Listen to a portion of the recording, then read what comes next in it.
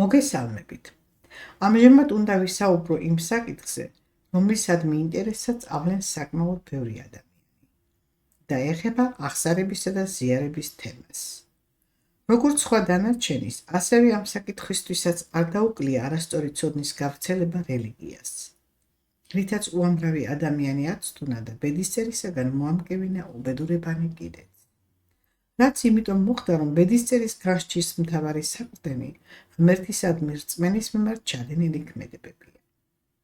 მისახვედრია ის, რომ აღსარება ნიშნავს პირველ რიგში იმის შეცნობას, რომ კონკრეტული სახის ცოდვის ჩადენას აქვს ადგილი და შემდეგ კი მის აღიარებასა და შენდობის თხოვნას. აბა დაფიქრდით, ვის ძალუძს ადამიანისათვის ცოდვების შენდობა? რა თქმა უნდა, მხოლოდ ღმერთს.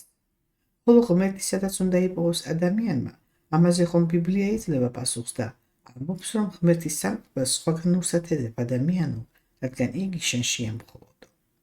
და რაც არის საკუთარი სულისათვის კოსმოსთან ჩართულობის სიმყარე.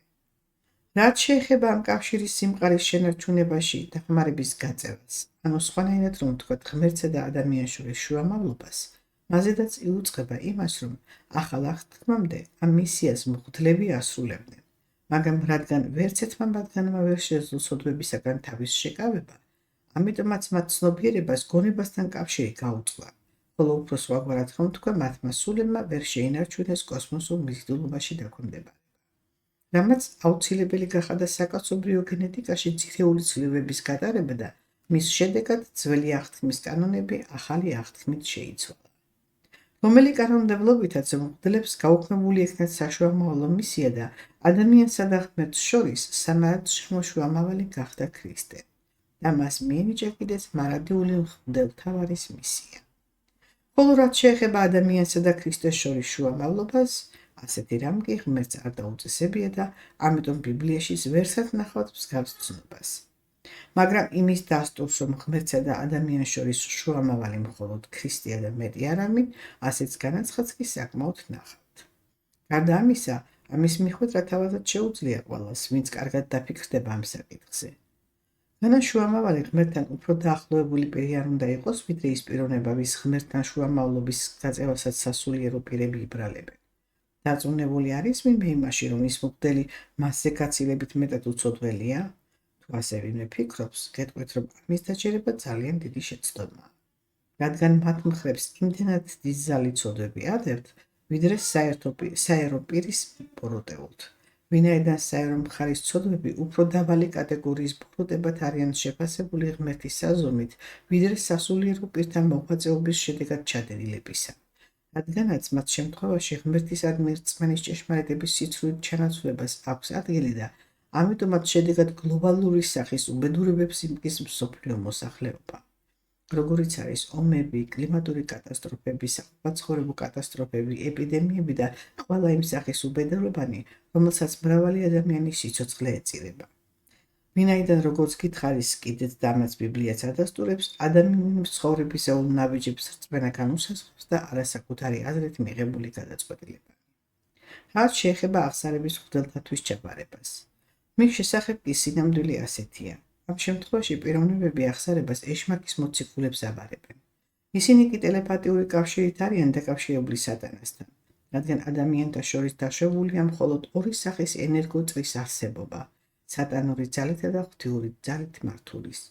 ხოლო თითოეულ წრეში კი თავიანთი წევრები ერთმანეთთან დაკავშირებული არიან ტელეპათიური კავშირებით და ამიტომაც რაც რომელიმე წევრმა იცის, ამ ინფორმაციას მიმღეობის უნართა შესაბამისად ენერგოწრის დანარჩენი პირებიც იგებენ, რასაც ჩვენ მიხვედრას ვეძახით.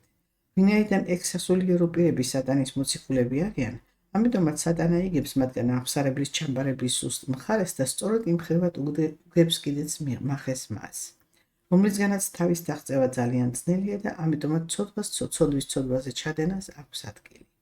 რის გამოც თანდათან იძინებს მისი გონება, რაშიაც დახმარებას უწევს ის ზიარებანი, რომლითაც თავისი ვნებით ეზიარება მათ წრეს.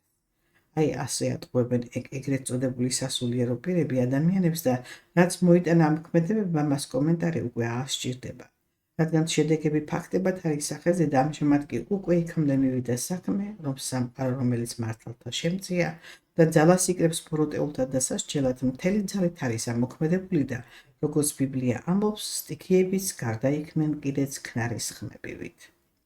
ახლა კი ნამდვილი აღსარებისა და ზიარების რაობის შესახებ მოგაწოდებთ ცოდნას. რაც შეეხება იმ სეფისკვერებსა და ღვინოს, რომელსაც ზიარების სიმბოლოდ მოგართმევენ, მას არავითარი ღირებულება და ძალა არ გააჩნია საიმისოდ, რომ მათს ეზიაროთ. რაც შეეხება იმ ცნობას იესო რო ამბობს, პური ჩემი ხორცია და ღვინო კი ჩემი სისხლიო, ამის ახსნას თავად ბიბლია იძლევა, როცა იესო ამბობს, რომ მე ვარ პური სიცოცხლისაო.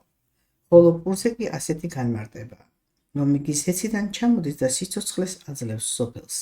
თანაც ისიც არის ნათქვამი, რომ ღვთის პურის ზეციდან გარდამომავალი სიბრძნეა და საჭმელ სასმელს კი არ ძალუძს ადამიანის ღმერთთან დაახლოვება.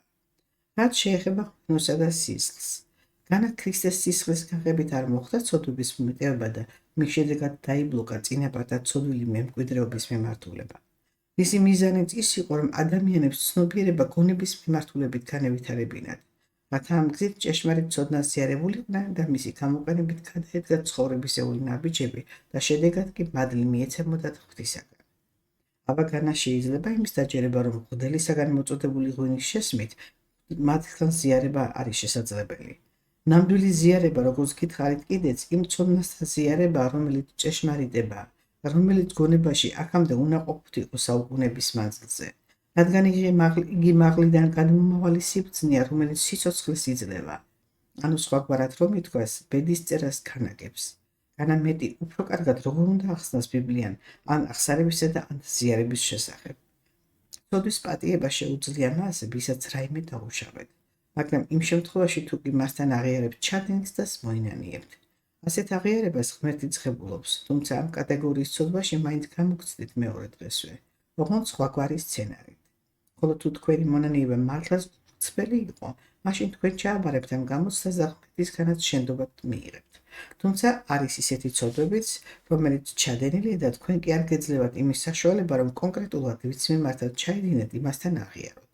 მაშინ უნდა გაცალკავდეთ ისე, რომ არავის შეეძლოს თქვენი ნათქვამის გაგება და თქვენს გონებაში მყოფ ღმერთის საზომს უთხრათ, რაც ჩაიდინეთ და ისიც, რომ ინანიებთ თქვენს აქციელს. შემდეგ კი, როგორც უკვე განვაცხადე კიდეც, ძილში ეს ცნობა მიეწოდება თქვენში მყოფ გონების მსაჯულებს. გაგვიცემისთანავე კი მოხდება თქვენი გამოცდა და მხოლოდ მისი ჩაბარების შემდეგ მოგეცემათ შენდობა. აი ასე ხდება ნამდვილი ზიარება და აღსარება. პირველ რიგში სიბრძნის შერცნობით, რაც იგივე ის კანონებია, რომელიც ყველა ადამიანის გონების შემადგენლობაშია და ღმერთის მიერ აქვს დადგენილი ადამიანის სასიცოცხლო კანონმდებლობად და შემდეგ კი ამ კანონების დახმარებით საკუთარი საქციელის შეფასება და ცოდვების ამოცნობა. მათი კარგად გააზრება და მხოლოდ ამის შემდეგ აღსარებით მონანიება საკუთარ გონებასთან, რადგან ღმერთს სხვაგან ვერსად იპოვეთ. ხოლო ქრისტეს შუამდგომლობა კი იმ ცოდნასთან ზიარებას ნიშნავს, რომელიც გონებაშია და მათ სიცოცხლის სიტყვებს უწოდებს ბიბლია და აცხადებს, რომ ისინი ქრისტეს აქვს მხოლოდ. ნამდვილი შუამდგომლობაც სწორედ ეს არის, მათი კარგად შეცნობა და გააზრება, რაც ზიარება და მათი საშუალებით საკუთარი ცოდვების ამოცნობა და მონანიება, რაც აღსარება. ამრიგად თუ კი ამ სიმართლეს მოусმენ და კარგად გაიაზრებთ, არ მგონია ვერ შეძლოთ იმის მიხვედრა, რომ ეშმაკის მოციქულებთან თქვენი გულახდილობა როგორ ძალიან ძვირი გიჯდებათ. დღევანდელ საუბრის დასასრულს კი მინდა ეს ინფორმაციაც მოგაწოდოთ. ადამიანები თავიანთი გადაწყვეტილებებით ცდილობენ ცხოვრებისეული ნაბიჯების გადადგმას, მაგრამ სამყარო კი იმ კანონებით მართავს წუთისოფელს, რომელიც შემოქმედმა დაუდგინა. რაც გამოიხატება იმაში, რომ ადამიანთა მიერ წარმოებული ენერგიას მატერიალებად გარდაქმნის და ფაქტებად უბრუნებს უკან. მოგახსენებთ იმას, რომ ჩემგან მოწოდებული ცოდნა სწორედ ის არის, რომელთაც სამყაროს კანონზე მიერებანი გასჯიან. ამიტომ ძირეულად განსხვავებულია იმ ცოდნისაგან, რაც ხალხში არსებობს. ვიცი ძალიან ძნელია იმის დაჯერება, რომ რა ინფორმაციასაც აქამდე ეყრდნობოდა კაცობრიობა, თურმე დიდი სიცრუე ყოფილა. მაგრამ ჩემგან მოწოდებული ცნობები ხომ საფუძვლიანი ახსნისა და განმარტებების გარეშე არც ერთი განმეცხადებიან. ამიტომ თუ კი მათ სათანადოდ ჩაუღრმავდება ადამიანი და თან გარშემო მდინარე ფაქტებსაც დააკვირდება, არ უნდა გაგუჭირდეს მათი სანდოობის მიხვედრა. რადგანაც ეს ცოდნა აქამდე დაფარული იყო და ახლა ჩათვალვა უხალმა მისი გაცხადების აუცილებლობა, ესეც ხომ მისახვედრს ხდის იმას, რომ მართლაც დიდი საშიშროების მომკა დაუმსახურებია ადამიანთა მოდგმას. ნუ თუ აღარ არის დრო გონების ძილიდან გამოგვიძებისა. რადგან ვინც გეუბნებოდათ, ყველაფერი კარგად იქნება, სულიწმინდა შემოდის ადამიანთა გულებში, საქართველო ღვთისმშობლის წითელი ქვეყანაო და მისთანებს, ეს ყველაფერი რომ დიდი სიცრუეა, განა ამჟამინდელი მდგომარეობა არ იძლევა ამის მიხვედრის საშუალებას. უკეთესობისაკენ რაიმე ნაბიჯი გადადგმულა მაინც, როგორც ხედავთ, რეალობა ცხადყოფს, რომ არა. თანაც ღმერთის სიტყვას უსხვარამესი უწყება, რაც შემდეგია, რომ ყველაზე დიდ საშელს ვინც იმსახურებს, მის დასჯას ბოლოსათვის იტოვებს. ამასთანავე ამბობს იმასაც, რომ ცოდვებით წაბელწური ადგილი ისე არ გასუფთავდება, თუ ან წყლით არ გადაირეცხა და ანაც ცეცხლით არ გასუფთავდაო.